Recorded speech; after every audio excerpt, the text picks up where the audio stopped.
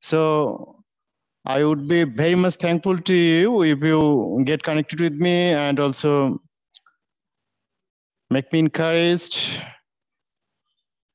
during my taking of the class. If you encourage me through attending my class and asking questions and also responding at different points of my class, I will be very much thankful to you. Okay, dear students, today my attempt would be to discuss clause, because my next initiative is to take a new class on simple, complex, and compound. That means transformation on simple, complex, compound. So before going to the main session, I am going to take this class, because if you don't understand the very characteristics of clause, you won't be able to differentiate the different parts of sentences, and consequently you won't be able to understand the very characteristics of the clause. And if you can understand different clauses, you will be able to trace out principal clause, subordinate clause, or coordinate clauses.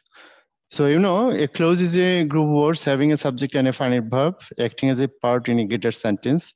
Dear students, so what I've said to you, a clause is a clause is a group of words having a subject and a finite verb acting as a part of a greater sentence. So a clause is a group of words having a subject and a finite verb acting as a part of a greater sentence. So if we analyze the very characteristics of a clause, we will have some characteristics, and the characteristics are: a clause is a group of words. This is first characteristic, and second characteristic is that it will have a subject and a finite verb. And the third characteristic is it will act as a part of a greater sentence. So basically, this is the very definition of a clause. So based on the characteristics of clause, clauses can be classified under three categories. That means clauses are of three types. Number one, principal clause. Principal clause. Number two, subordinate clause.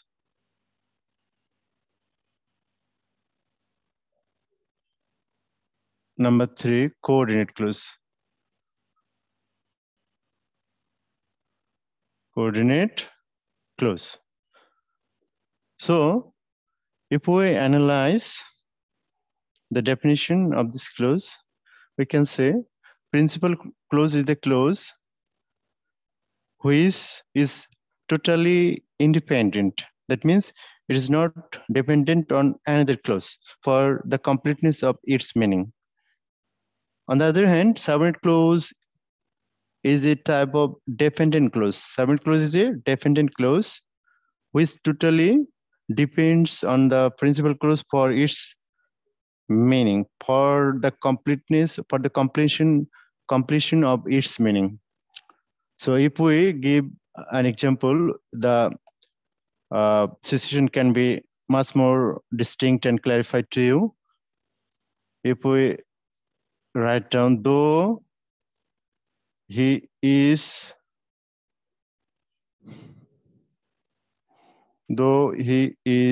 poor,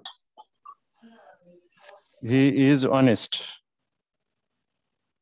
So here I have written down a sentence in which you can see two clauses.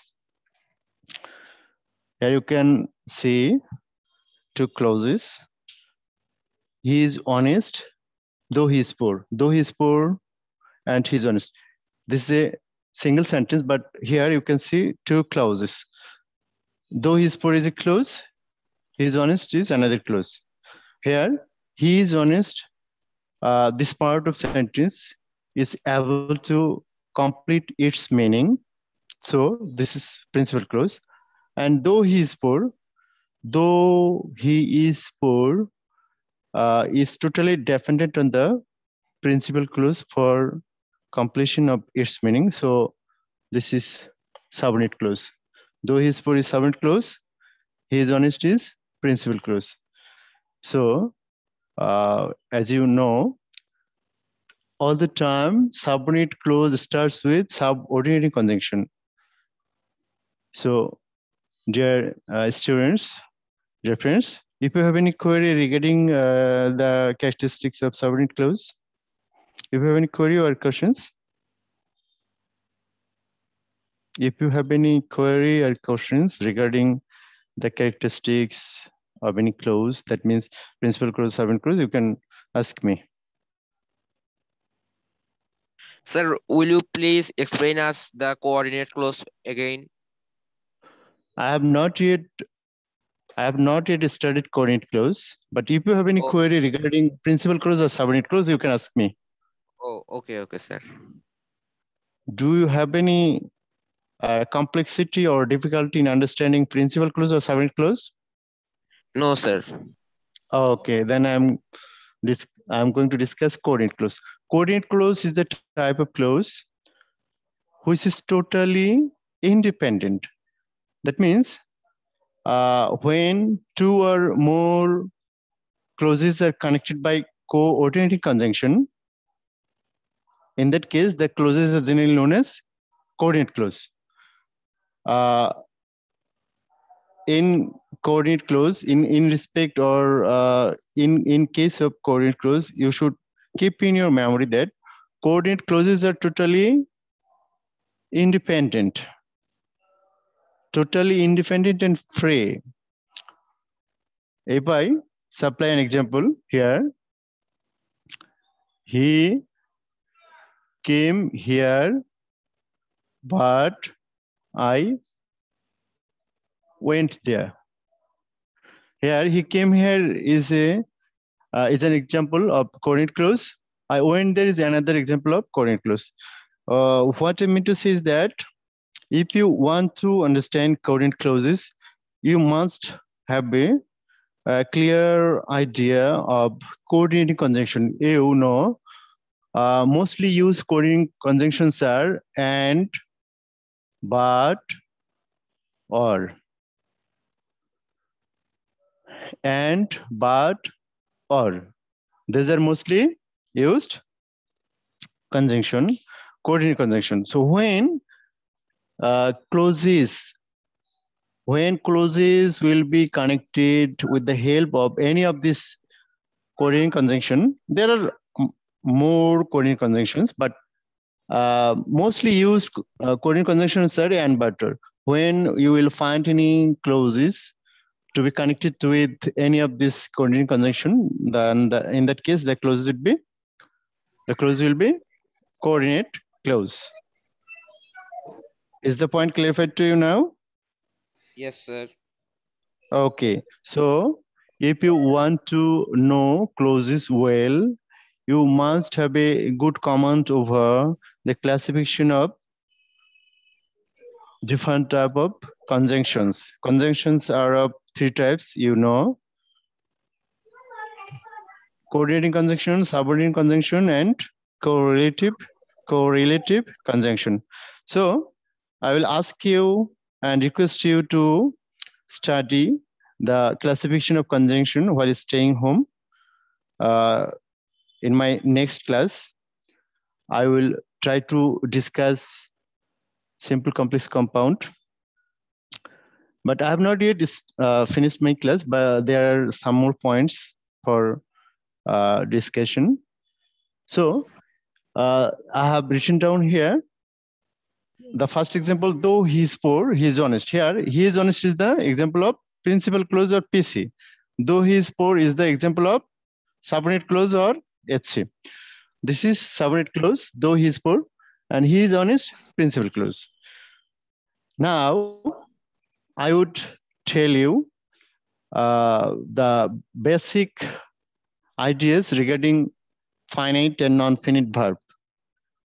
When there would be a finite verb, where there is a finite verb and a subject in a part of a sentence and in a group of words, this will be a clause. So what are the characteristics of a finite verb? As finite verb is the leading word in forming a clause. In forming a clause, finite verb plays the vital role. So what are the characteristics of a finite verb? Based on what tokens or triers, we can differentiate a finite verb from a non-finite one. So let's see finite verbs. Finite verbs will have three characteristics or triers. First one is it may have in V1 form, as for example, go, come, see. And then it may stay in VS or VES form, as for example, goes, comes, sees. Then it may stay in V2 form, as for example, went, came, saw, etc. So, as I have written down the characteristics of finite verb, I would also try to discuss the characteristics or traits of non-finite verbs. Non-finite verbs. Non-finite verb. Non-finite verbs. So what are the characteristics or signs or token of a non-finite verb? A non-finite verb when a verb will stay in any of these three forms, namely 2 plus V1. Here I've written down just V1. As for example, I go to school. But 2 plus V1, that means I like to teach you. Here to teach is the non-finite. Then being, verb plus ing. As per example, going, writing, eating. Then V3. As for example, gone, written, eaten, broken. So I have given you three characteristics or three types of non-finite verbs, three signs of a non-finite verb. When you will find any verb in this format, that means 2 plus V1. The verb will normally be a non-finite verb. And if you find any verb staying in being form, that means going, writing, that means ing added form. And number 3, V3 form or past participle form. Gone, written, eaten, broken. So if you find any verb to be staying in any of these three forms, the verb will normally be a non-finite verb. And if you find any verb staying in any of these three forms, the verb will normally be a finite one. So in forming a clause, you must see that that means you must ensure that you must be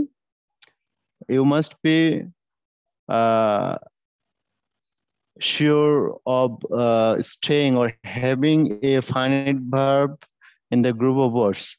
Where in a group of words there is a subject and a finite verb, the part of sentence would be a clause. But if you find any part of a sentence or in a group of words there is a subject, word or noun or pronoun word with non-finite verb, the part of sentence will not be a clause. Okay, dear students.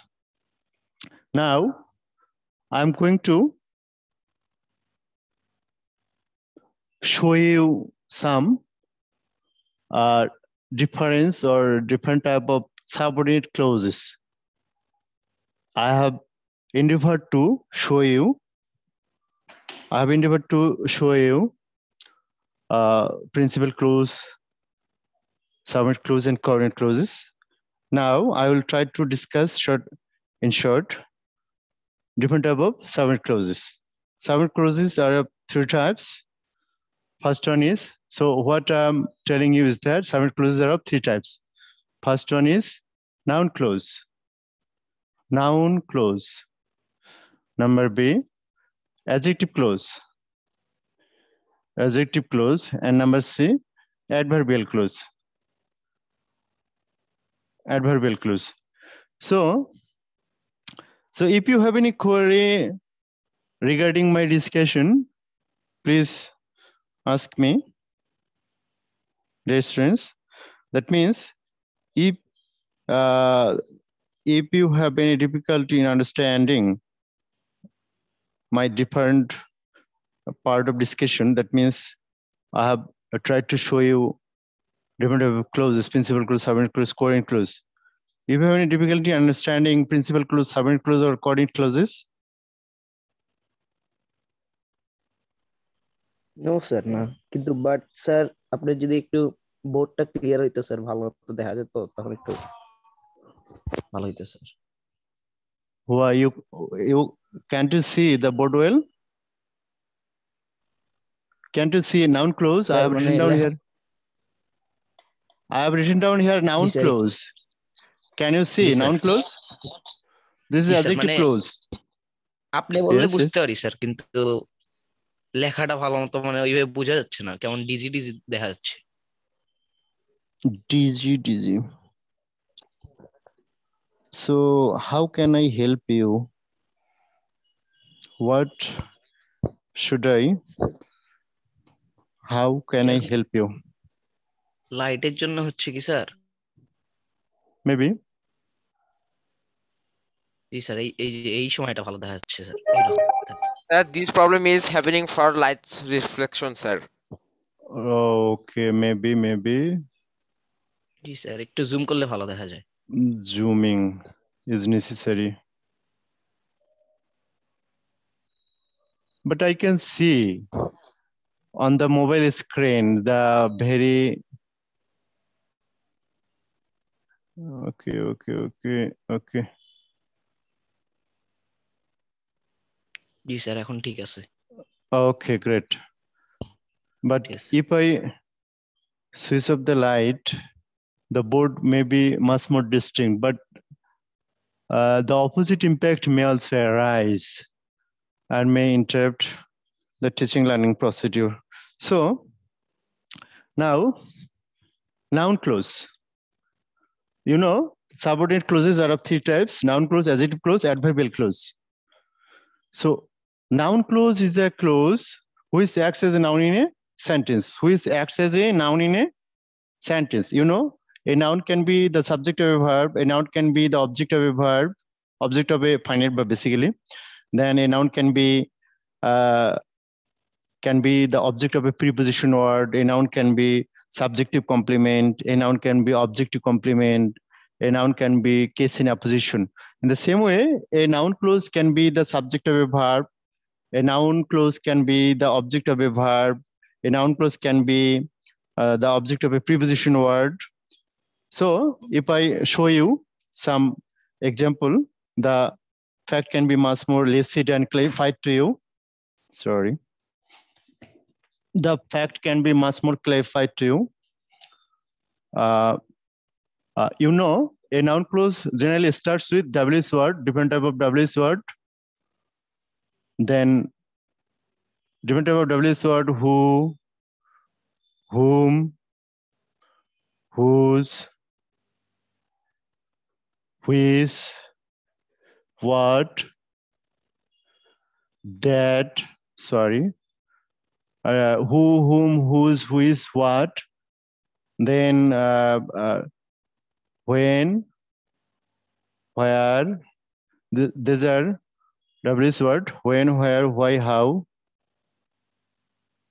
And then different type of connectors, namely if, that. So these are the starter of a noun clause. These are the starter of a noun clause. As for example, what he said was mysterious. Was mysterious.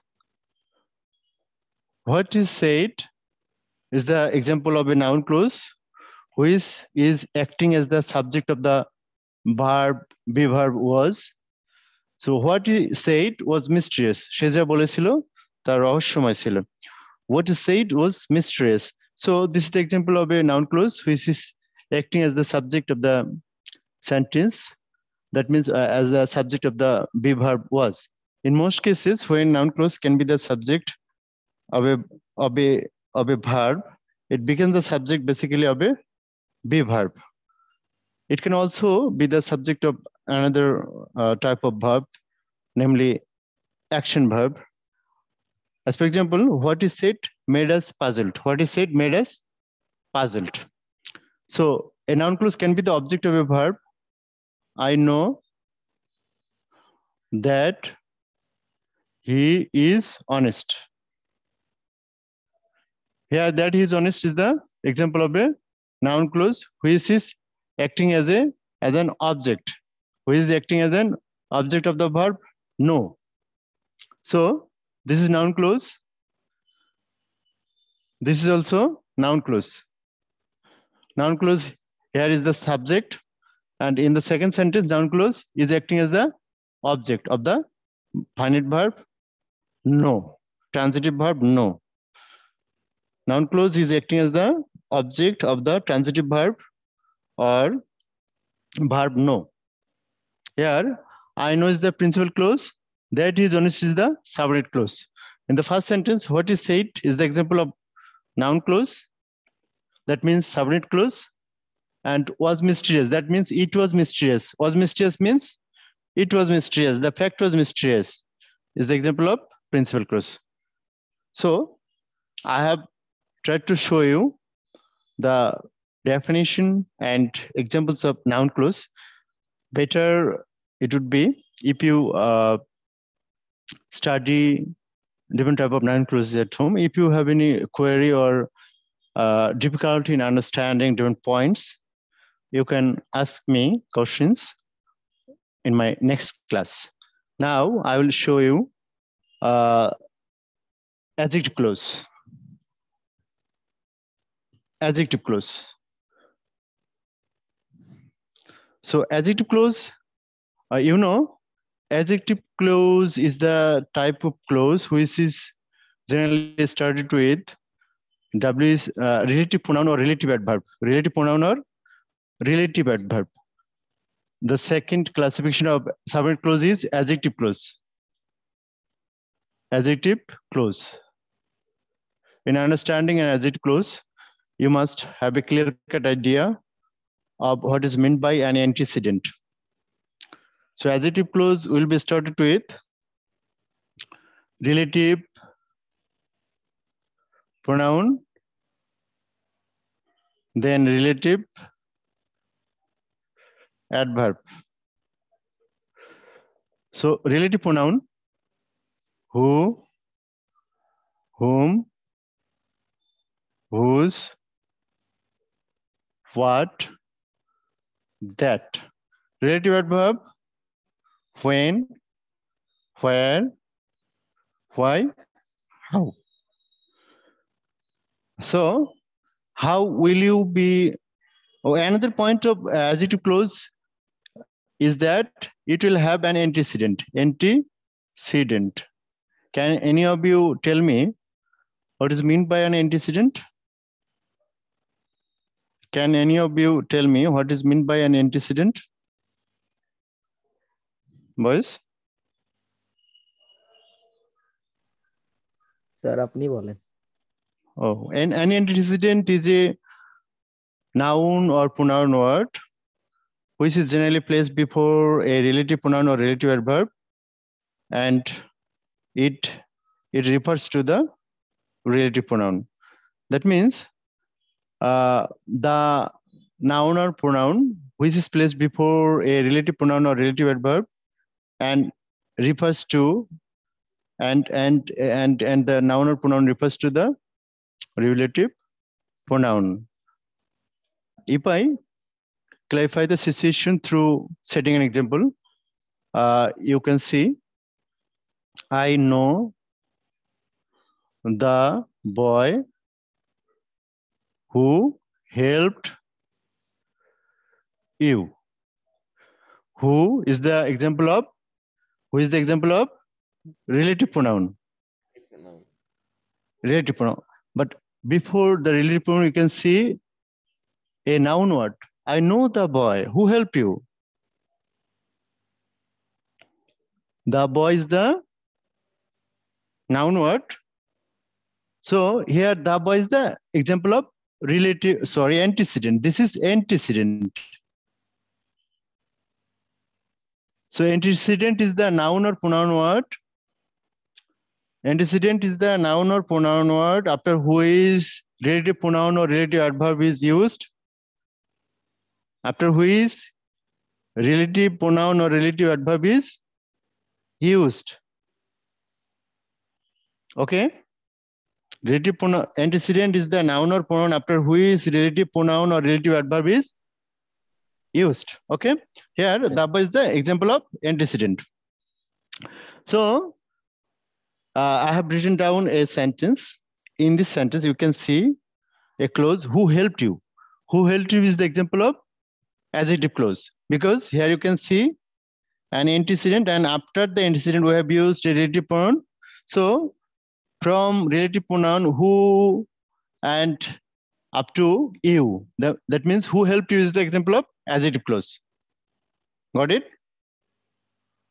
Yes, sir. I know the boy who helped you. The boy is the antecedent word. In noun clauses, there is no reference to any type of antecedent. That means there is no any existence of antecedent in forming noun clauses. So, but in adjective clause, in adjective clause,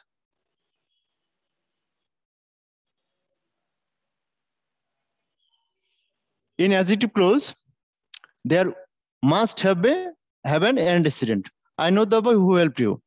In the same way, tell me the time. Tell me the time. Sir কষ্ট করে দিকে when আরেকবার উপরে লিখতেছি। Zoom Okay. করছেন তো? Sir ওগুলা মানে সব কানিতে চলে গেছে। মাঝখানে Okay. লেখা সুবিধা হইতো। Okay, great. Tell me the time when he will come.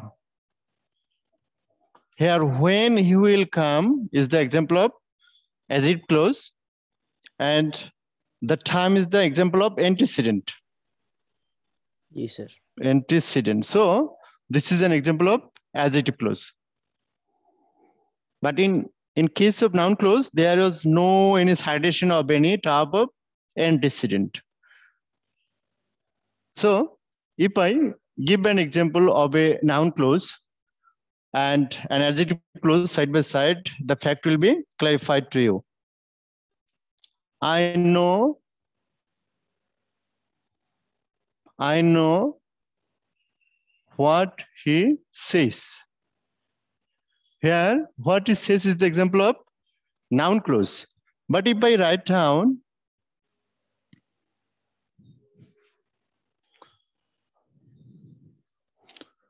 if I make the situation much more clear, I know where he lives.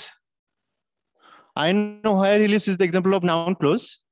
But if I write down, I know the place where he lives. Here, where he lives is the example of adjective clause because the place is the antecedent. Antecedent. So because of the use of antecedent, the clause has become adjective clause. This is adjective clause, but this is noun clause. This is noun clause. Where he lives is the noun clause because it has been used as the object of the verb word know, transitive verb know.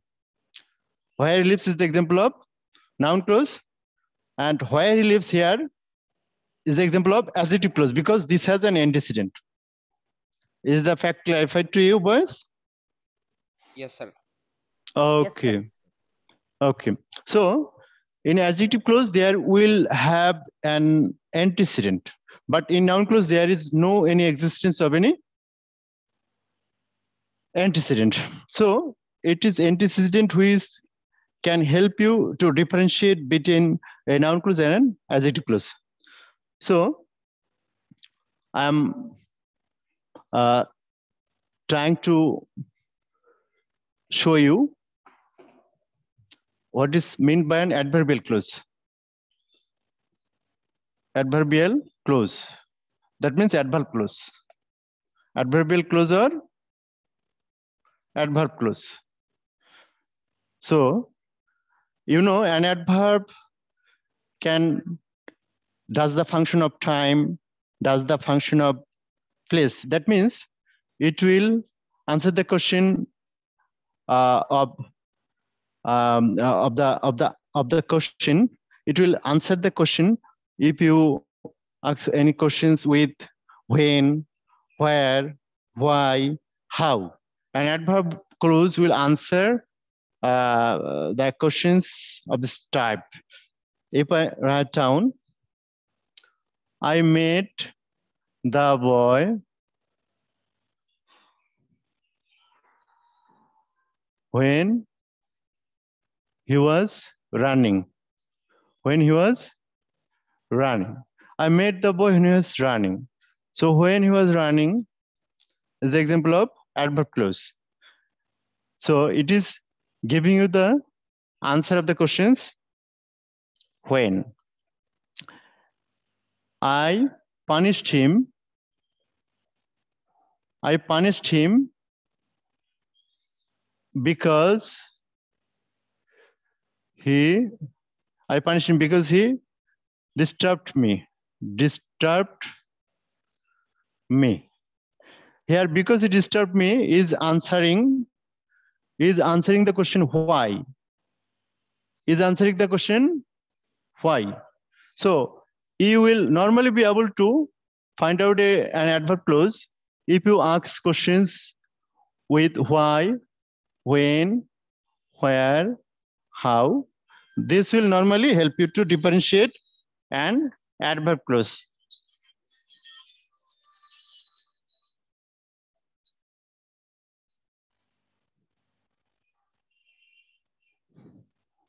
Online class এসে দাদা পরে কথা বলি. Okay, so set. So thank you, boys. In my next class, I will attempt to discuss simple complex compound and to discuss also rules of transformation on simple complex compound. Thank you. I will be much more happy if you get connected, if much more students get connected with me in my next class. So hoping so and thinking so, I am going to end my class today. Thank you. Assalamualaikum, sir. Walaikum assalam.